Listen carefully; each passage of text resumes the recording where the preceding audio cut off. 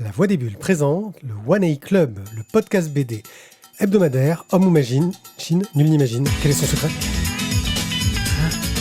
Ah mon Dieu. Eh oui. Ah oui. Mais oui. Eh oui. Eh oui.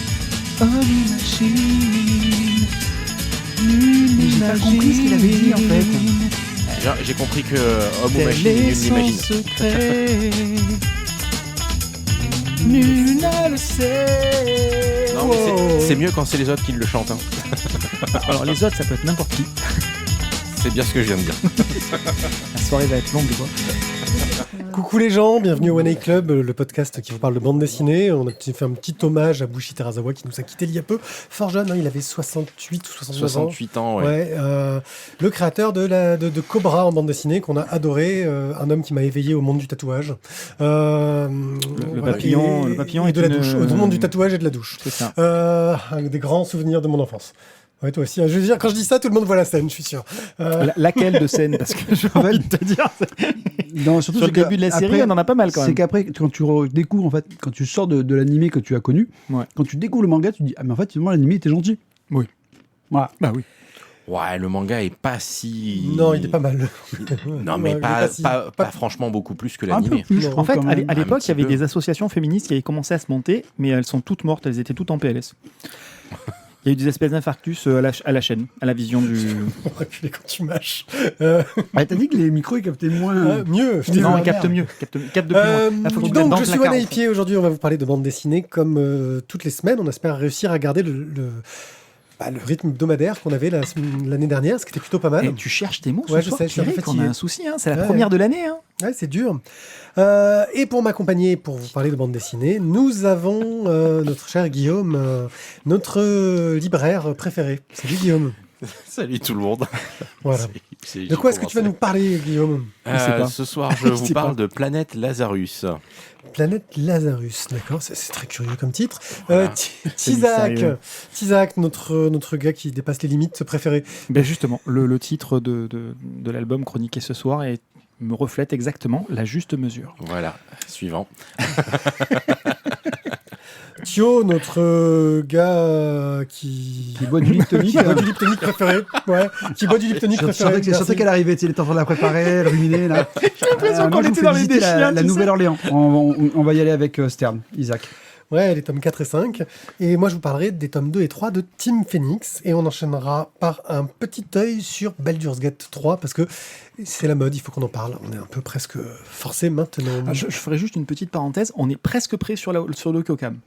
Mais presque. Ouais, vous avez tout réglé, nickel. Et, Vous nickel. êtes, Ah, regarde, alors, elle est impec. Et en plus, j'allais vous dire, les piles de livres ont été trop bien pas faites. Exactement. Donc on est vraiment Mais trop... comme on a une super assistante qui va pouvoir nous trouver les livres dans la seconde, dès qu'elle aura lâché son téléphone de geek, pour vous montrer un peu les BD. Ouais, on mettra un peu des BD en cours de route. Donc, j'attaque. C'est Eh parti. oui, non, tu n'attaques pas. Non, c'est même pas. C'est même pas récent. Nous allons donc parler pour démarrer de La Juste Mesure, une bande dessinée scénarisée, dessinée et colorisée par Flavia Biondi, Absolument. qui est sortie chez Glénat Absolument. au doux prix de 17,50 €. Absolument. Et je pourrais même rajouter qu'il y a 160 pages. Et elle pèse... Et elle pèse 84 grammes par page. Et c'est du beau papier. C'est du beau papier. Et de quoi Donc- donc est-ce que ça parle? Alors, de quoi donc que ça parle? Dès que je récupère ma souris, on est bon. Et ça m'a pas mis la Euh, bonne image, saloperie. Ah, tu l'as pas? Bah, bravo. Non, mais c'est... Je sais Mais ça va arriver. Non, Là, c'est mais pas la rassure-toi. bonne. C'est C'est pas la bon, bonne, mais ça va voilà. arriver, monsieur dame. Donc, la juste mesure, nous allons parler de la vie de couple. Et la vie de couple, clairement, c'est pas un conte de fées. Là, on va traverser la vie de couple de Manuel et Mila, un couple italien. Ils vivent à Bologne, dans une maison pleine de colocataires. Certains ils ne les connaissent même pas d'ailleurs, c'est simplement des noms sur le bail de coloc. Ils vivent dans leur grotte, dans leur chambre. Ils font frigo commun, bien évidemment, pièce commune, mais certains sont un petit peu plus discrets que d'autres. Mia, donc la jeune fille du couple, c'est une jeune femme maintenant, puisqu'elle a presque 30 ans. Elle a un super travail qu'elle déteste et que du coup elle plaque sur un gros coup de tête parce que ça fait un moment que ça lui pompait l'air. Et elle a un désir profond de retrouver cette espèce de joie de vivre qu'elle avait en étant plus jeune, avant qu'il soit trop tard. Parce que là, elle sent qu'elle est dans une forme de vie de couple qui s'installe, mais pas au bon moment, pas au bon endroit. Bref, les ingrédients ne sont pas tous réunis. Et donc elle sort, elle plaque son boulot, elle sort faire la fête. Son copain Manuel, lui, il est très ancré dans le réel, dans le côté un peu factuel. Il faut quand même ramener de l'argent à la maison, etc. Ils ont un projet à monter, donc il faut ramener de l'argent. Et le côté un petit peu sensiblerie de ton patron, il est pénible, il le voit pas trop. Et du coup, ça crée des tensions entre Mia et Manuel. Et du coup, elle est assez malheureuse, mais lui aussi, finalement, est assez malheureux. C'est un écrivain, mais pas encore abouti, on peut pas encore dire raté, mais il a pas encore vraiment démarré. Il publie des chapitres d'un roman qu'il est en train de créer, et il est un petit peu à l'ancienne. Son roman aussi, c'est sur l'amour courtois. Il aimerait bien arriver à le faire publier un jour, mais il met pas forcément toute l'énergie, il fait pas forcément toutes les démarches nécessaires. Et bref, donc dans cette espèce de tableau un petit peu foutraque de leur vie, ils s'aiment. Mais petit à petit, ils sentent l'un et l'autre qu'ils se perdent. Et il va falloir arriver à retrouver bon ordre dans tout ça et retrouver de la joie dans cette vie de couple. C'est compliqué de garder son sérieux avec vous. Vous faites n'importe quoi autour. Bref. Et tu t'en sors très très bien. Bravo. Bravo. Très, très bien, parce qu'on a dit on n'en parle pas, on le coupe pas. C'est ça. On t'a pas coupé. Et je ne sais même pas si Pierrick a lancé le chrono. Si, il se lance tout seul, j'ai rien à faire. L'autrice Flavia Biondi, comme notre cher prof que nous avions, Monsieur Biondi. Tout le monde s'en fout, mais oui, vas-y, continue. Tu vois, regarde, moi c'était juste pour avoir ses yeux, tu vois, je le savais. Monsieur Biondi. Voilà, alpha de son prénom. Quoi. Attends. Alors c'était peut-être un mal alpha chez les jeunes filles de moins de 17 ans. Non, mais stop là. Vas-y, continue ta chronique. S'il te plaît. Donc, on en parle. Si tu as voulu en parler, il faut en parler. C'est le prof qui est arrivé, il a fait un remplacement d'une semaine. En une semaine, il avait tout le lycée. Ouais. Qui était, mais. Ouais, en fait, on avait des inondations au rez-de-chaussée. Alors nos cours étaient au 2e étage. Et il n'y avait pas de problème de robinetterie pour autant. Mais il y avait des vrais problèmes d'inondation. Donc, l'autrice nous plonge dans une recherche de couple, de repères au sein du couple. Bravo. Le couple sont d'alchimie, un grand mystère, et au sein duquel n'importe quel petit grain de sable peut faire vaciller. C'est compliqué, il faut reprendre la suite. L'envie de chacun, les enjeux de chacun, c'est pas toujours concordant au même moment, ensemble. C'est ça qui est compliqué. Un simple regard peut tout changer. Le regard à l'intérieur du couple ou le regard de quelqu'un d'autre à l'extérieur du couple peut redonner aussi une forme d'envie, une sensation de joie de vivre. Et on peut perdre confiance dans la relation, perdre confiance dans ses repères précédents et commettre peut-être des choses irréparables. C'est cette juste mesure qui peut s'entendre de plusieurs façons. D'une part, d'un côté, les projets envisagés, les principes de réalité. D'autre part, un savant dosage entre la souffrance, les plaisirs, une recherche constante entre cet équilibre entre tension et désir. C'est pas toujours évident. L'autrice présente tout ça avec beaucoup de délicatesse, beaucoup de finesse, un scénario qui est clair, limpide, même si parfois on se perd un petit peu dans des circonvolutions personnelles, mais l'ensemble est assez clair. Le trait graphique est, à mon sens, assez bien réussi. Juste en noir et blanc, quelques nuances de gris de temps en temps, mais c'est vraiment très juste. Et voilà, donc on est sur un thème classique de la vie de couple et de la recherche de soi dans un couple qui se forme depuis plusieurs années, mais qui est vraiment très bien présenté par Flavia Biondi. Bien, merci mon cher Ti, tu as réussi à te couper toi-même quand même. Oui, écoute, en fait, je trouve qu'on a fait un gros effort et je trouve que tu as réussi à te couper. En fait, tu aimes être coupé, tu n'oses pas l'avouer. J'ai lancé une pique à Mathieu juste pour voir sa tête parce que quand Biondi, je savais qu'il l'avait mis au fin alors, fond. Qu'as-tu pensé de ce livre de Biondi? C'est fort bien résumé. Après, c'est pas si évident que ça à résumer parce que tu as t'as beaucoup d'histoires dans l'histoire, je trouve. C'est ça, c'est pour ça que c'était compliqué d'en faire un résumé réel. Il faut le lire, donc on a une thématique, on a une trame. Maintenant, ce qui se passe à l'intérieur, on ne peut pas le dévoiler, quoi. Ça n'a pas de sens de le dévoiler. Et puis, tu as aussi l'histoire qu'écrit donc le copain de... Alors, je n'ai plus les noms en tête, là, je t'avoue. Manuel, voilà. C'est l'histoire qu'il écrit qui aussi rentre en résonance avec ce que vont rencontrer autant lui que elle dans son histoire. Et c'est un joli petit bouquin. Moi, j'ai beaucoup aimé le graphisme, qui est assez sobre. Enfin, il n'y a pas beaucoup de détails. Et c'est assez délicat quand même. Mais voilà, c'est rempli d'une belle sensibilité. Voilà, un bon petit bouquin à lire. Voilà, Puis au niveau de la mise en forme, il y a ce jeu entre justement les passages où on est dans le roman. Dans le roman. Ouais, cette petite mise en abîme des sentiments de Manuel et de la recherche de Dans Manuel. le feuilleton, même, on pourrait dire, c'est le feuilleton médiéval, etc., que s'amuse à écrire Manuel, qui diffuse sur Internet et qui, il l'espère, aura un petit succès un jour. Et donc, il change un peu de style graphique, de police de caractère. On est plus sur des grandes pages, un peu plus grandiloquentes.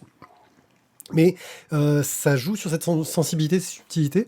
Je trouve que c'est un bel album, assez subtil. Mais on est sur cette histoire de la juste mesure, mais aussi tu parlais là, elle a passé le moment où, elle est passée à un moment où, pour elle, c'est plus, elle a changé et elle veut passer à autre chose, ça n'intéresse pas. Et oui, pour moi, c'est le genre de bouquin, j'ai changé, et j'ai passé à autre chose. Et je pense que j'aurais été plus en résonance avec ce livre quand j'avais la trentaine, on va dire, que maintenant. Ça reste un beau bouquin, mais j'ai pas, pas eu de coup de foudre. C'est pas un coup de foudre non plus, mais c'est sûr qu'on passe quand même un bon moment à le lire. Oui, mais l'interrogation qui est posée, pas forcément. L'interrogation est intéressante. Mais l'interrogation, elle est pas datée, quoi. Oui. Parce que c'est quand c'est même complètement éternel comme thème, quelque part. Dès que tu es en couple, tu peux avoir ces questionnements-là. Oui, mais on voit que c'est un couple qui n'est pas posé, ils vivent en coloc, ils sont pas. Mais justement, ils sont pas installés. La problématique de l'installation, c'est une problématique qui n'est pas liée à leurs sentiments initialement, mais liée à leurs conditions financières. Oui. C'est-à-dire qu'elle a du mal à décrocher un vrai boulot qui pourrait l'intéresser, et donc elle est contrainte financièrement de faire des petits boulots parce qu'il faut quand même payer le loyer. Et lui qui a des grandes aspirations et qui mène son grand bouquin, sa grande œuvre, mais qui ne décolle pas financièrement non plus, c'est bien gentil, mais ça ramène pas de pépette non plus à la maison. Oui, mais ce qui concerne la résonance qu'on peut avoir à cet album, pour nous, c'est plus de la nostalgie de situations qu'on a déjà réglées, entre guillemets, par notre vie, etc. Oui. Et ça reste intéressant, mais c'est plus en résonance avec notre vécu. On peut le lire avec un certain attachement, parce que ça nous rappelle des choses de notre vie qui étaient importantes et qui étaient belles. Moi, quand je lis un Batman, je me rends compte que clairement j'ai vieilli, j'ai arrêté de porter le costume et voilà. C'est ça, tu ramasses les perles par terre. Surtout être millionnaire en fait. En âge de le faire. Ah, oui, merde. Ça marchait pas. Je le verrais bien. Il faudra penser, Mathieu, faut passer quelques photos alors. Voilà. Donc la juste mesure de Flavia Biondi chez Glénat pour 17,50 €. Planète Lazarus, alors là ils sont beaucoup à l'avoir écrit, mais globalement les gens qui sont mis en avant sur cet album, c'est Mark Waid au scénario et Mahmoud Asrar et un peu Francis Manapoul qui sont les auteurs les plus connus qui ont travaillé dessus. On est sur du crossover DC Comics avec Batman, Robin et plein d'autres personnages. Du crossover, c'est parce qu'il est très gros. C'est un lapsus. Oui, c'est un lapsus de gros crossover,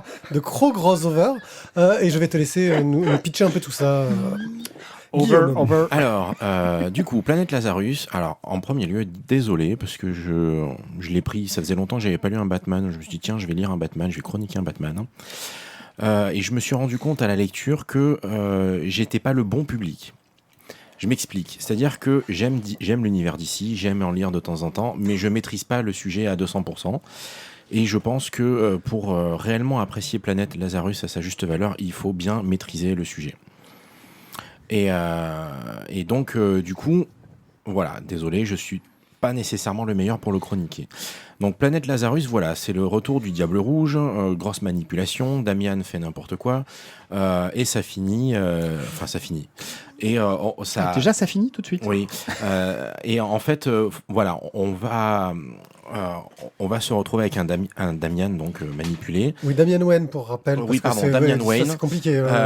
Damian Wayne, donc fils de Batman, donc Bruce Wayne et Talia al Ghul.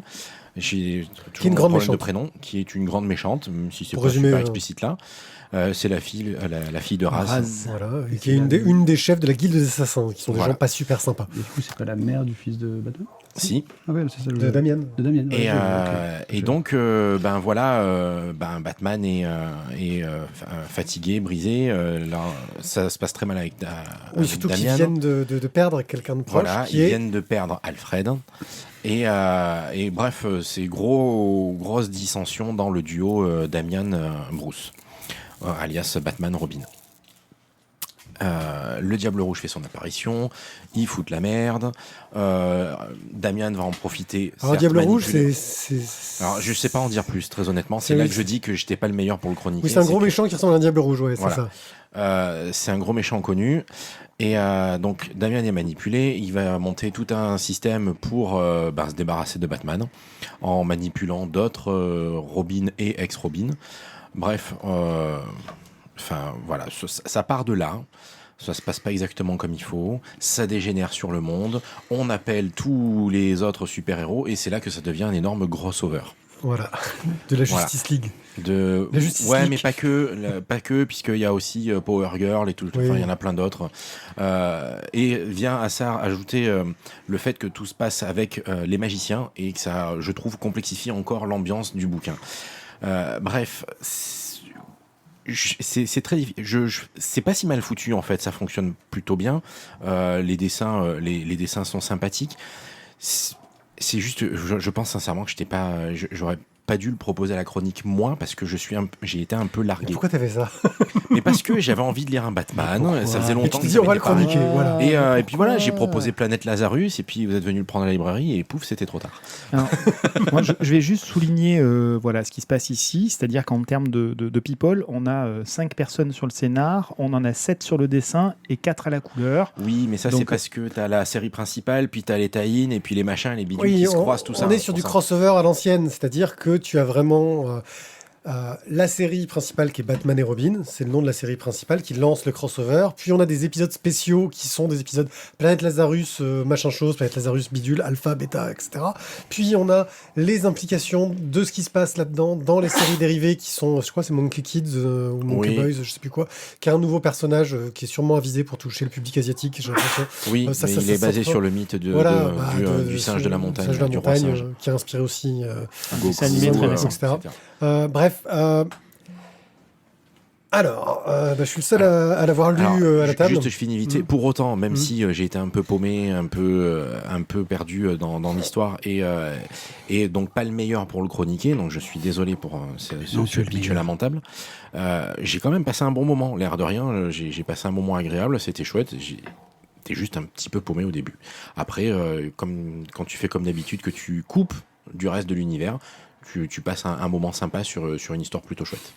Alors, moi, j'ai une approche, c'est que j'aimais beaucoup Batman et Robin avec Damian Owen, parce que j'avais lu tout leur run de Peter Tomasi, je crois, au scénario, qui était vraiment super bien. Drame dans la famille ou... Oui, où c'était Dick Grayson qui était devenu le Batman, Ouais. parce que voilà, où il y avait quelque chose de très intéressant. Je sais pas ce qui bip. C'est ton ordinateur. Ah bon? Pourtant, j'ai coupé. Ouais, bah. Non, c'est ton portable, celui qui est en face de nous. D'accord, faudrait que je lui dise d'arrêter de biper, j'ai rien ouvert. Bref, j'ai trouvé que c'était un arc que j'avais beaucoup aimé, qui travaillait beaucoup les relations entre Dick Grayson, qui essayait d'apprendre un gamin qui avait appris à être un tueur, parce qu'il avait été d'abord élevé par sa mère, qui a dit « Maintenant, va voir Batman, qui va t'apprendre une autre facette de la vie. » Mais il a été élevé dans une guilde d'assassins, c'est le gamin de 10 ans, tout ce qu'il sait faire, c'est tuer des gens. Ouais, mais c'est déjà bien comme compétence voilà. sur le livret. Et Dick Grayson, c'était le Robin le plus paladin, quoi, le loyal bon. Il suit les règles, il est droit. Il était moins sombre que Bruce Wayne, quoi. Il a un traumatisme mais plus light. C'est le gars sympa. Non Excuse-moi, Il a moi un je vais poser... traumatisme plus light. J'aime bien beaucoup. J'aime bien le principe. Bah, tu sens que Ses c'est un- parents sont morts, mais Ouais, mais tu sens ils ont un peu moins souffert. Non, mais tu sens qu'il n'a pas fait toute sa vie autour de la mort de ses parents. Il a fait toute sa vie autour du fait de suivre Batman, en fait. C'est plus quelque chose un peu différent. Et là, on a ce démarrage qui est plutôt intéressant, qui parle des manipulations du grand méchant dont j'ai oublié le nom, mais qui apparemment, il est allé chercher un personnage secondaire qui est sorti d'une vieille série ou je sais pas quoi pour faire remonter une vieille histoire, quoi. En gros, il y a tous les Robins qui commencent à s'en prendre à Batman, et là, c'est où c'est très intelligemment fait et intéressant. C'est les épisodes qui sont scénarisés par Mark Waid, donc les épisodes qui sont directement dans l'histoire et qui lancent le crossover. C'est qu'ils s'amusent à montrer tout ce que Bruce Wayne a mal fait quand il a géré ses gamins. Parce que, en gros, t'es bien gentil d'être un gars qui a un traumatisme de ses parents qui sont morts, et en gros, pour t'en sortir, tu chopes des gamins dans la rue et tu vas les entraîner pour aller lutter contre le crime. T'as pas un petit problème dans ta tête en plus. Et bizarrement, tous ces gamins-là, ils ont tous eu des problèmes, ils sont à moitié traumatisés. Je veux dire, il y en a un qui s'est fait violer et fracasser par le Joker. Il y en a un qui a été donné pour mort avant de ressusciter. Enfin, je veux dire, rien de très... C'est parce qu'ils récupèrent que des gamins qui sont déjà cassés. Que des gamins qui étaient dans les églises. Ouais. Tu sens. Il y a un 5e micro qui est branché. Je sais pas qui Voilà. c'est. Et je trouvais que justement le confronter avec tous les manques que Batman avait pu avoir dans la façon dont il s'était occupé de ses gamins était assez intéressant. Et très vite après, on part dans le crossover où il y a le grand méchant qui va être encore plus grand méchant, qui va faire du mal pour faire encore plus du mal et avoir des pouvoirs avec encore plus de pouvoirs, et d'autres super-héros. Et donc ça va faire un truc dans le monde qui va tout changer, et tout le monde va avoir des pouvoirs démoniaques qui vont les rendre méchants. Et plus de pouvoir, je pense. Voilà, et Plus de et là, on passe sur le gros crossover un peu facile, un peu Et plus de classique, où on enchaîne les suites de bastons, de tout ce que tu veux. Je vais poser une et question voilà. peut-être stupide. Pourquoi ça s'appelle Planète Lazarus? Parce que, en gros, c'est lié au puits de Lazare. Lazarus. Le puits de Lazare, c'est ce qui permet à Ra's al Ghul de se ressusciter systématiquement. Et en gros, il y a une sorte de grosse explosion d'un volcan de Lazare qui a envoyé du fluide de Lazare qui a donné des pouvoirs aux gens. Parce que d'un coup, il fait pas que ressusciter, il donne aussi des pouvoirs aux gens. Parce que ça a arrangé le scénario, j'imagine. Enfin, il y a des choses qui sont un peu tirées par les cheveux, mais c'est de la magie, donc on n'a pas à comprendre. C'est magique. TGCM. TGCM, ta gueule, c'est magique. Et il ramène Alfred à la vie ou pas? Oui, il ramène Alfred à la vie, il revient, mais bien sûr, il se doute qu'il y a un truc louche du fait que Alfred revienne. Vu qu'on est sur les puits de Lazare et compagnie, et que quand tu es ressuscité par un puits de Lazare, t'as tout ton côté démoniaque qui ressort et qui revient, et tu es de plus en plus méchant. Enfin bon, c'est... Le côté démoniaque d'Alfred, c'est il met du lait dans son thé, quoi. Et tu sais quoi, ce matin, le café, tu te démerdes. Je t'ai N'oubliez pas pas monté. que- Bon, il est pris, là. Il est en cuisine, hein, il est tiède. mais- Alfred était un agent secret très performant dans sa jeunesse. Faut pas oublier ça au niveau des méchants. C'est vrai. Donc voilà, donc Planète Lazarus, Christopher Lee aussi. moi j'ai non pas été trop emballé. Je pense que ça marche pour les gens qui suivent cet univers d'ici et qui veulent découvrir de nouvelles séries. Oui, il y a ça. Tu sens qu'ils te lancent de nouvelles séries au milieu pour les mettre en avant et en valeur, et c'est un peu artificiel. Pas fan. Ouais, toi non plus. Tout ça pour ça Si, j'ai passé un bon moment, mais je suis pas super fan. Ouais. Ok. Bon, ben donc, du coup, c'est pas acheté, quoi. Non, pas vraiment. Il y a, bah, il y a- il y a si, mieux à acheter si, sur pour- Batman. Pour soutenir votre libraire, si. Mais on peut acheter du meilleur Batman. Ah, pour 35 €, tu peux acheter du meilleur Batman. Ouais. Ah oui, sans problème, oui. 35 balles. Ah bah, il y a de la lecture, hein. C'est du pavé. C'est livré avec un puits de Lazare aussi ou pas? UB40. Ouais, non, C'est le UB40, donc c'est bien 35. Oh, vous Ah avez ouais, retenu quand les même. codes comme ça. Ah bah celui-là, oui, il est facile, UB40, il est facile à retenir, Ouais. surtout Ah, qu'il ils fait auraient pas pu le mettre 40. à quoi. 40 €, quoi. Non, ça va. Votre podcast préféré, c'est le nôtre. Oui, c'est le nôtre. Survie grâce aux dons Tipeee de tous les gens qui nous soutiennent, qui sont Matt Descaches, Chevon, Warloff, Stéphane, Cobal et Boob. On vous remercie grandement. Ça va nous permettre d'aller faire des petites opérations à l'étranger. Nous allons partir fin octobre Ah ouais. à Castres. Ah non, je crois Pour qu'on est en faire, Espagne. non, à Castres. Voilà. Ouais, non, mais c'est Castres, c'est sympa. À podcast. Donc, nous y serons le 27 et le 28 pour. Le 28 et le 29. C'est 28 et le 29 ouais. Le 27, on y va parce qu'on y va Ah oui, les jours avant. on part un jour avant, le 28 et le 29. C'est un festival autour du podcast qui va traiter de 12 podcasts sur des sujets variés. Nous intervenons le samedi soir où on va vous faire une émission un peu particulière, où on va faire intervenir un peu des gens dans l'émission. On prévoit un petit programme aux petits oignons qui reste d'être super cool si on arrive à bien faire tout ce qu'on veut. Ça va être sportif. Hein, attention, ils sont en train de vouloir faire tomber une pile de BD et tu fermes les yeux. Tu vas me dire, je peux pas Tu as faire ça. raison. Voilà, c'est un festival qui est gratuit. Toute Donc, illusion. si vous êtes du côté de Castres, ça nous fera plaisir de vous voir. Il faut Et en plus, on aura des superbes polos. Ouais, j'ai hâte de les voir aussi parce que j'ai toujours une inquiétude avant que ce soit reçu, ce genre de choses. Mais ils vont être beaux. Ils seront Ils magnifiques. seront magnifiques. Voilà, parce que maintenant on est vieux, on porte des polos. Et on va tous s'appeler Polo. Oh, Polo, on boit le coup. Ça fait. Non, tu sors. Non, franchement, non. Tu nous habitues à mieux. La reprise est dure. Hein. Ouais, c'est ça. Non, on est égal à nous-mêmes. Non, je trouve que tu sais, quand tu reviens à l'émission, tu te dis ouais, les joueurs c'était les mêmes que l'an dernier, ils étaient performants et tout. Mais l'âge, c'est comme une sorte de boomerang. Quand tu reviens dans la gueule, d'un coup, tu réalises qu'il y en a qui ont beaucoup vieilli, quoi. Donc, nous allons parler de Stern, les tomes 4 et 5. Les gars, vous n'allez pas retrouver vos voitures ce soir. Hein. Par Frédéric Maffre au scénario et Julien Maffre au dessin et à la couleur chez Dargo pour 16,95 Ils font ce €. qu'ils veulent en fait. Ils Il veulent y changer, a aussi ils font ce qu'ils Thomas Lavaux à la couleur. Et Lise Granger. Oui, il y a eu plein de gens qui ont aidé. Là, j'ai plein de noms. Non, mais c'est pour te dire que... Ouais. D'accord, mais tu cites pas tout le monde.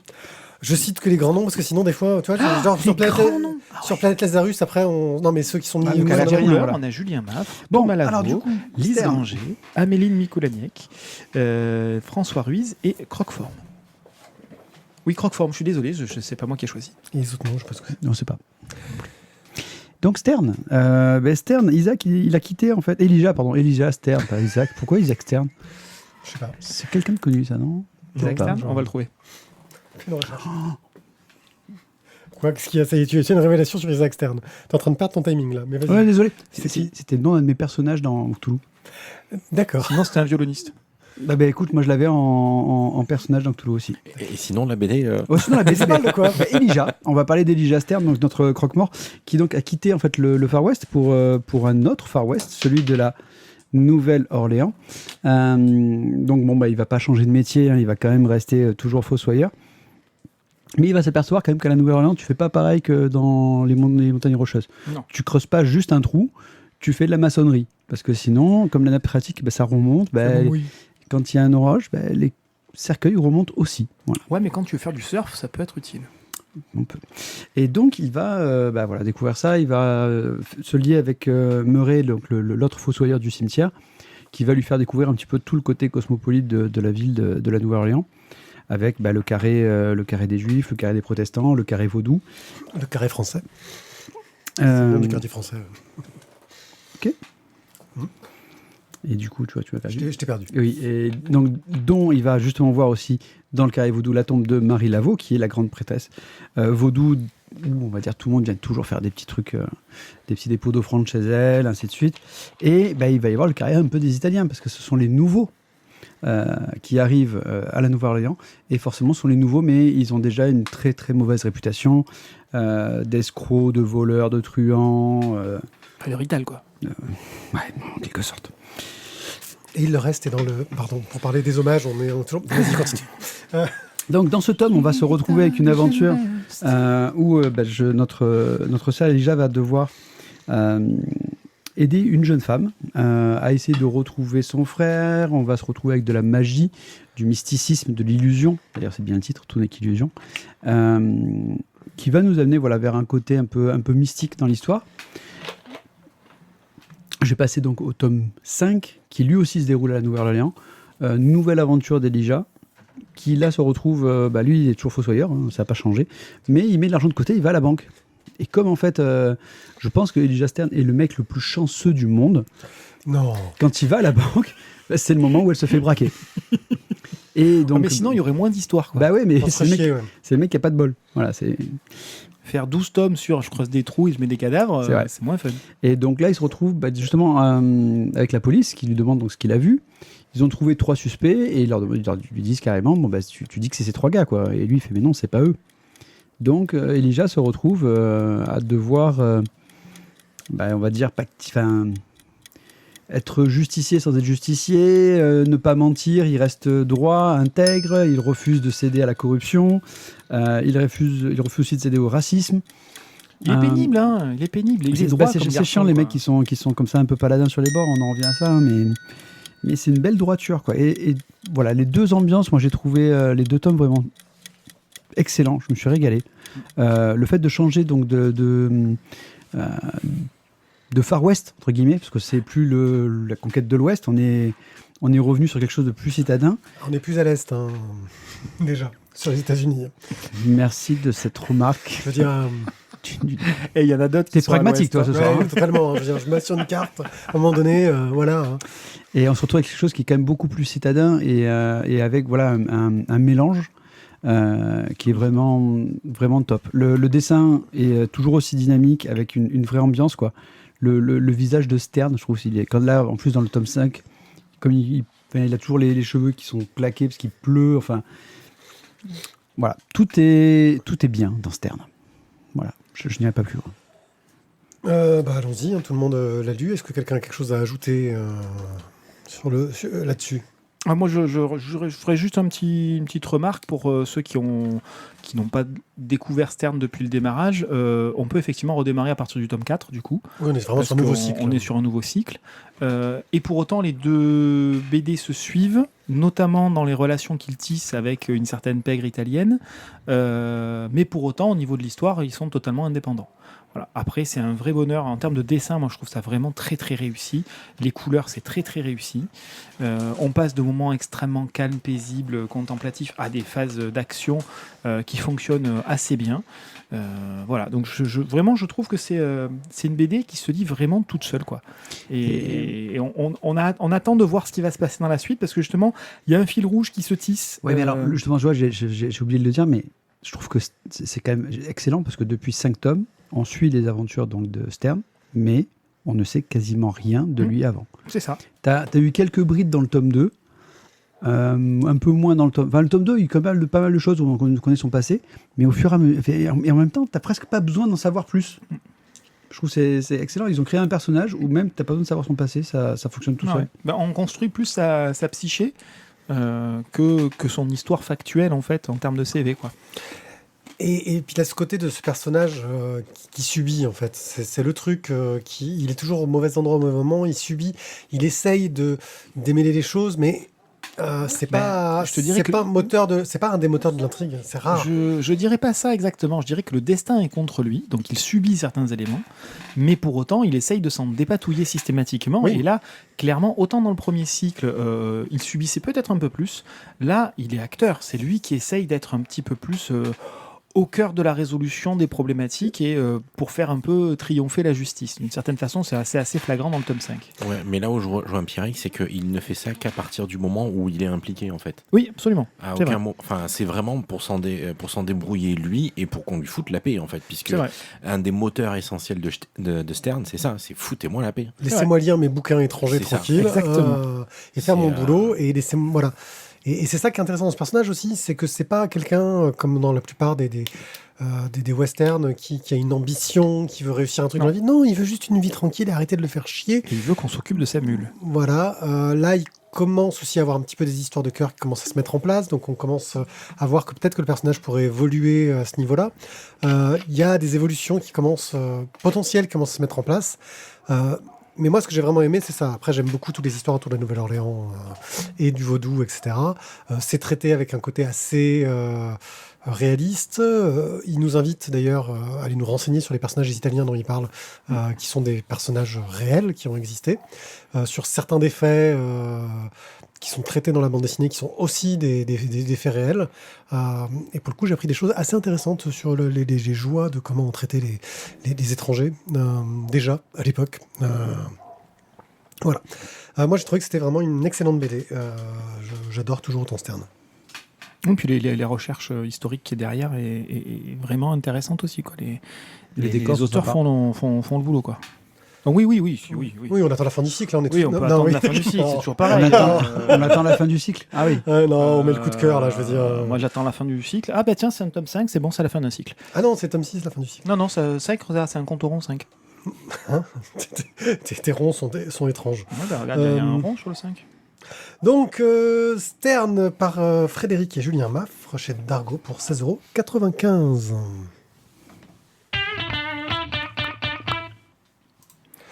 Nous allons parler maintenant des tomes 2 et 3 de Tim Phoenix, dessiné et scénarisé par Kenny Ruiz et colorisé par Noiry. C'est chez Vega, qui dépend de Dupuis.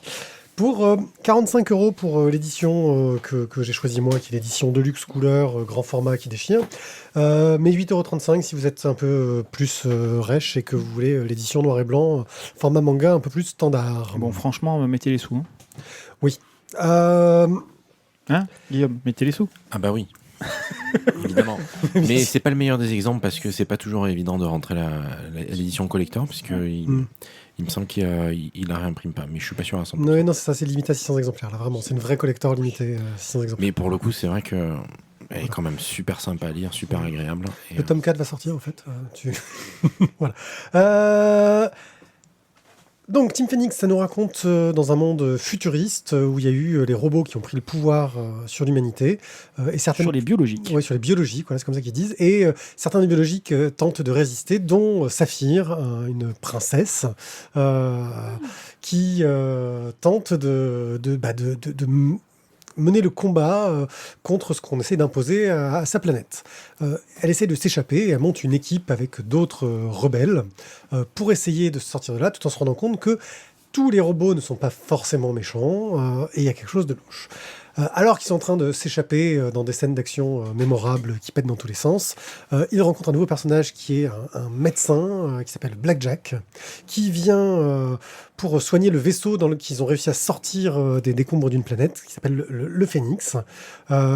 Et qui est envahi par une sorte de virus, etc. Et donc, on voit toute une scène d'action où ça tire dans tous les sens, et en même temps, ils sont en train d'essayer de nettoyer le truc à l'intérieur. Il y a Léo qui est là, un peu la force de frappe pour les aider. Et si vous avez des noms qui vous disent quelque chose, genre Léo, Princesse Saphir et Blackjack, c'est que vous avez compris que tout est lié à Osamu Tezuka. Parce que c'est une série qui s'amuse à faire les Avengers de Tezuka, pour résumer. De prendre tous les personnages, les personnages les plus marquants de l'œuvre d'Osamu Tezuka. Excuse-moi, mais c'est qui, Monsieur Tezuka ? J'allais y venir, qui est considéré comme le père du manga japonais. C'est lui qui... Du manga moderne. Moderne, oui. Non, mais quand je dis moderne, effectivement. Il y a eu du manga avant, mais c'est lui qui a amené ce côté cinématographique, dynamique, qui a amené les grands yeux, en s'inspirant de Disney. Les 2 pics sur la tête d'Astro, le petit robot, ça vient de l'idée des oreilles de Mickey. Et qui a surtout travaillé dans tous les genres. Il a fait de la BD médicale, de la BD d'action, de la BD romantique, du BD médical d'action. Ouais, du polar, de la SF, du porno. Il a vraiment touché à tout. Jusque-là, j'allais dire, il pourrait alimenter TF1 en fait, mais non. Ouais. Oui, c'est vrai. Voilà. Canal+, du coup. Donc vraiment, un auteur... Le SF porno médical, c'est une niche, hein. Très talentueux et qui en plus a formé toute la nouvelle génération d'artistes japonais, dont Wishi Terazawa, qui était assistant de Tezuka. Oui, tout à fait. Donc le petit détail, tu vois. Voilà. Donc vraiment un artiste qui est la référence de la bande dessinée asiatique moderne.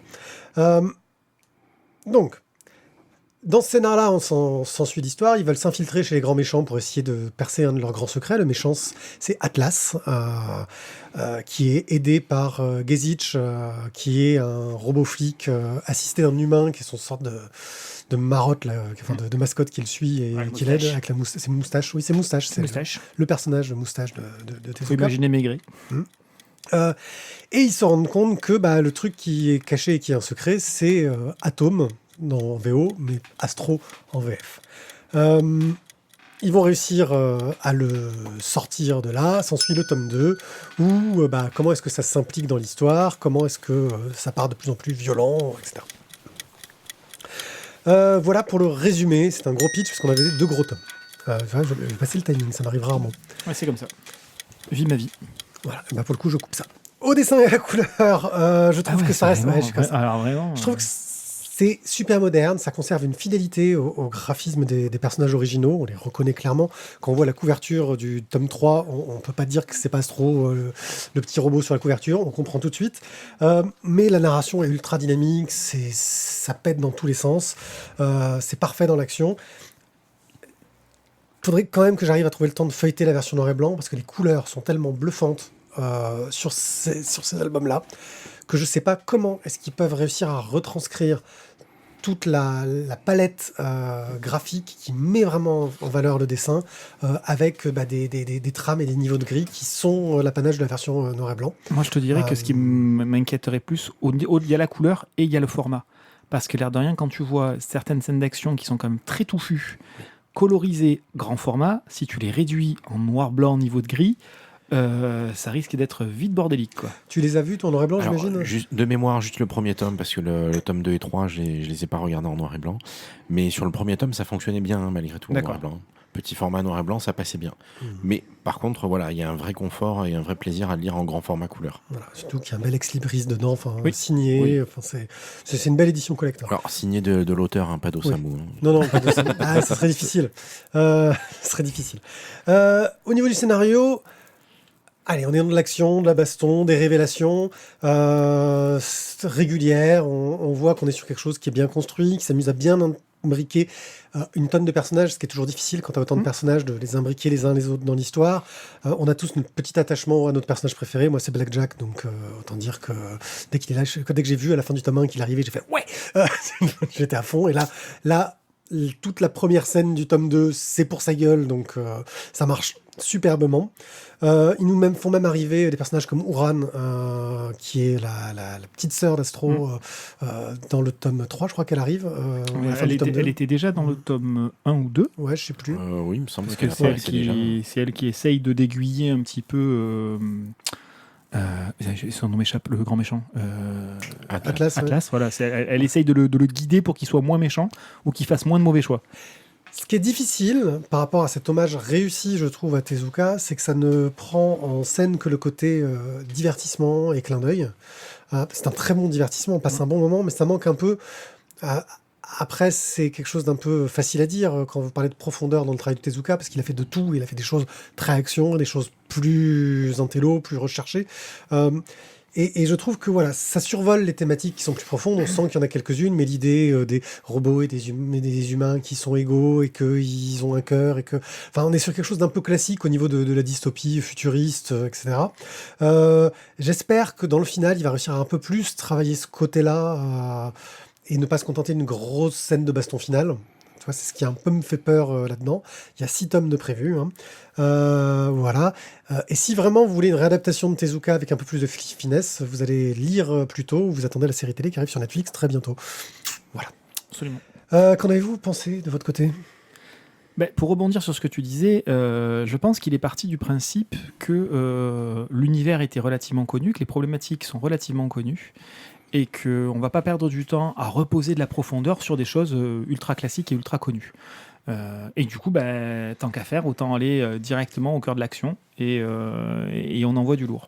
Parce qu'effectivement, si on imagine qu'il ait fait plus de pauses, en imaginant par exemple une petite pause entre le tome 1 et le tome 2, pour reposer la psychanalyse de tel personnage, de tel autre, le samouraï, le si, le mi, d'où il vient, pourquoi il vient pas, le personnage de Fire, pareil, qui est un personnage super complexe, super intéressant. Le coup a été créé pour la série. Maintenant, s'il y avait eu du temps de pris pour ça, qu'est-ce qu'on aurait dit ? Ça ralentit le rythme, ça parle de trucs qui sont déjà ultra connus, ultra classiques, il n'y a pas vraiment de trucs novateurs. Donc, il aurait fallu effectivement trouver un peps, trouver quelque chose, un petit twist, un truc pour redonner du neuf.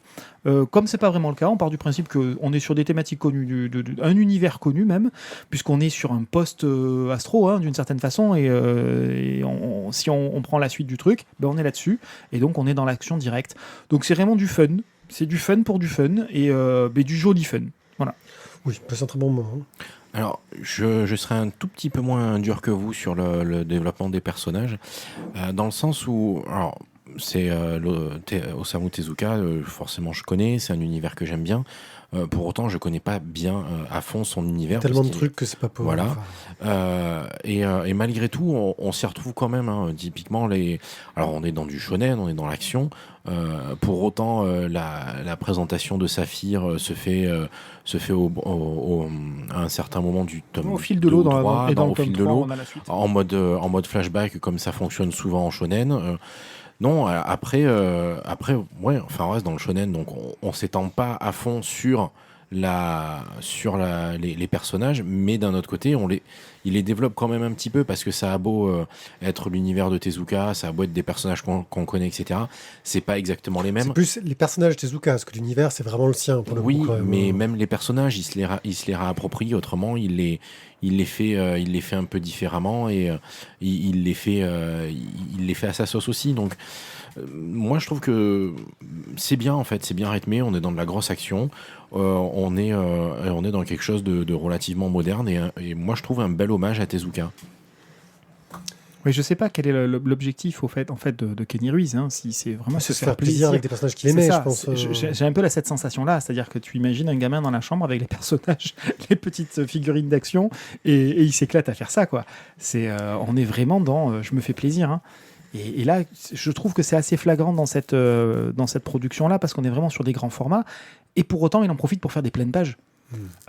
Voilà, du coup, on a des scènes qui sont vraiment gigantesques, quoi. Voilà, c'est un vrai bonheur. Donc- Les grands robots, les grands personnages, on en profite pleinement dans ce bouquin, quoi.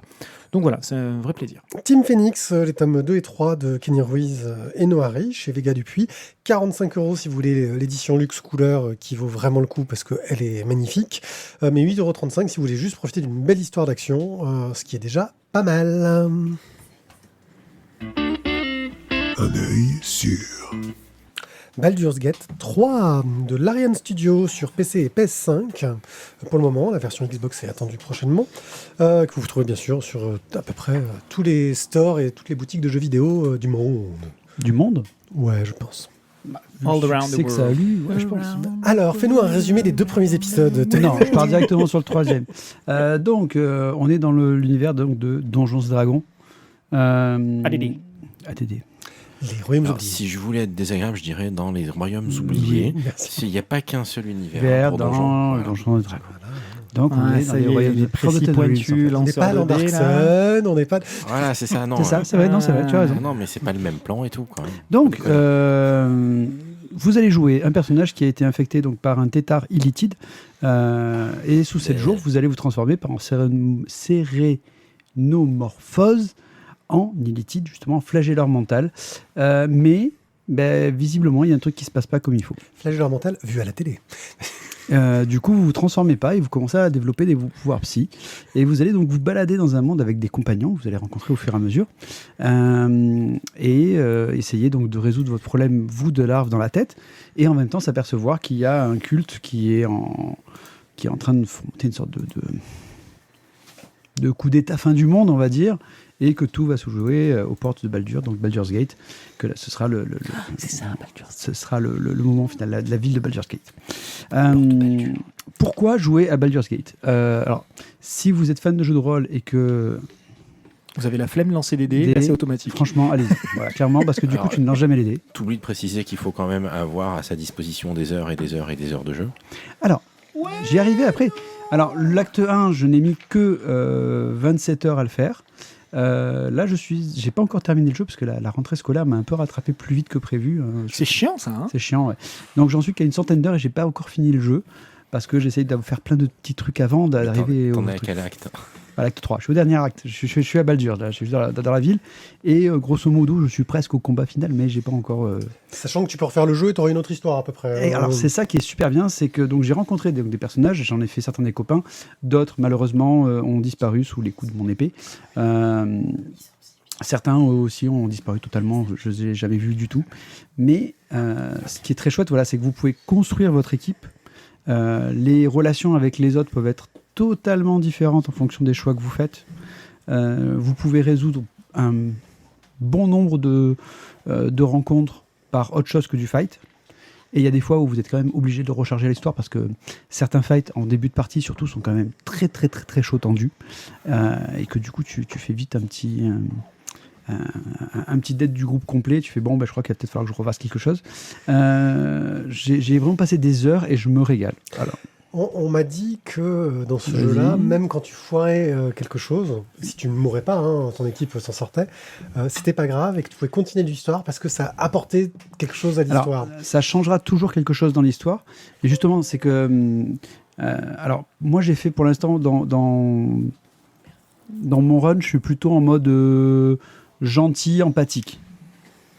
J'ai essayé d'être gentil avec tout le monde mais à un moment donné, vous allez vous lose. Oui, non, alors pas la loose, parce qu'en fait, être gentil, empathique, c'est bien, t'as plein de potes.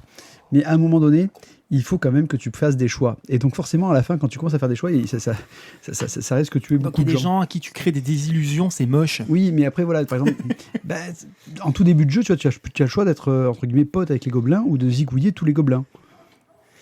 Mais même C'est si tu des es pote gobelins, avec quoi. les gobelins, Oui, mais sauf que si tu zigouilles pas tous les gobelins, et tu peux être pote avec eux et récupérer un compagnon qui est vachement sympa. Mais moi, j'ai zigouillé tous les gobelins, parce que c'est des gobes.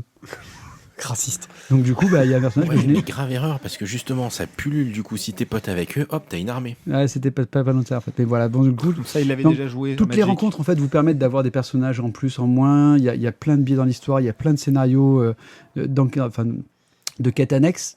mais qui finalement sont des fois pas si annexes que ça, parce que ça te permet d'expliquer l'histoire des différents compagnons. En fait, chaque compagnon va avoir une histoire particulière ou un problème à résoudre, ce qui fait que tu vas faire plein de choses juste pour eux, en plus de la quête principale. Ça te prend des heures, mais c'est un vrai bonheur. Oui, puis tu peux revoir un perso que tu as rencontré à perpète Oui, des heures de jeu après, parce que tu le recroises en ville. c'est ça.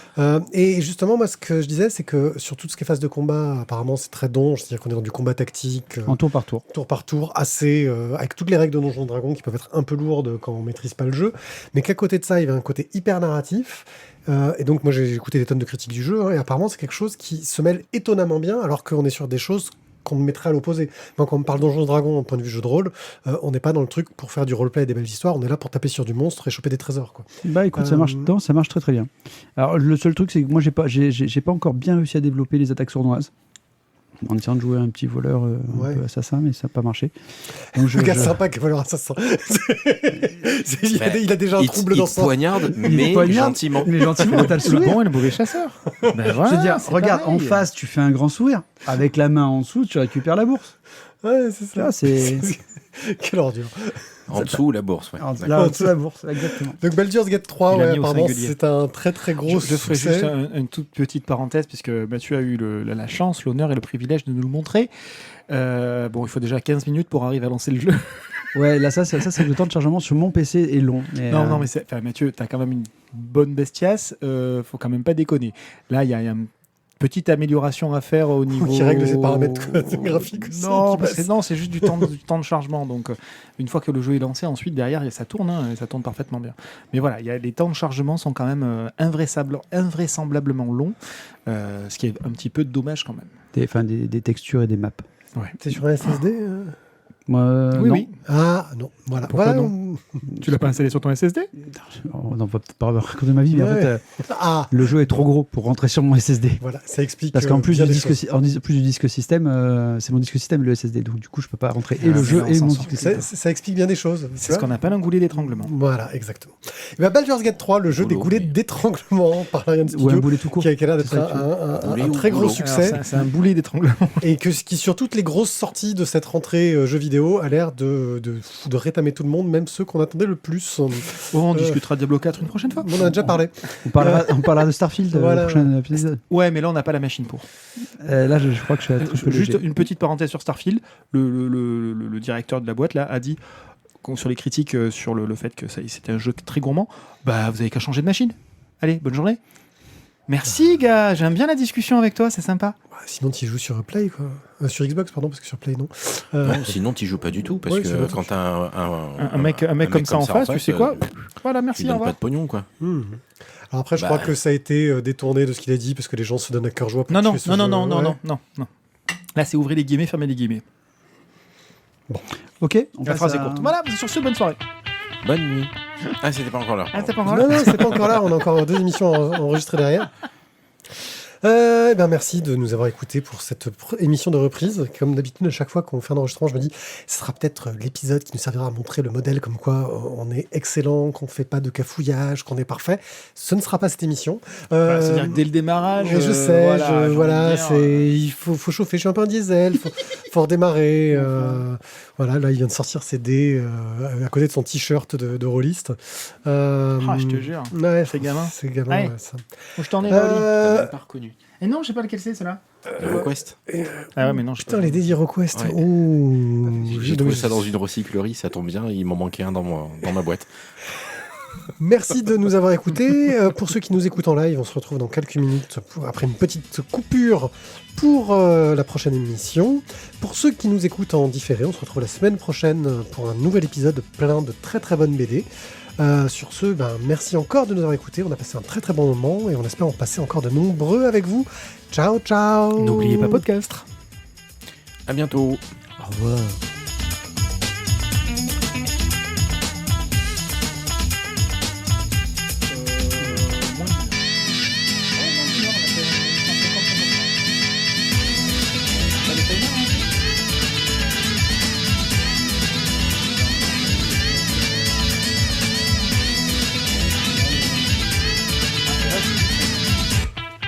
Ça te will.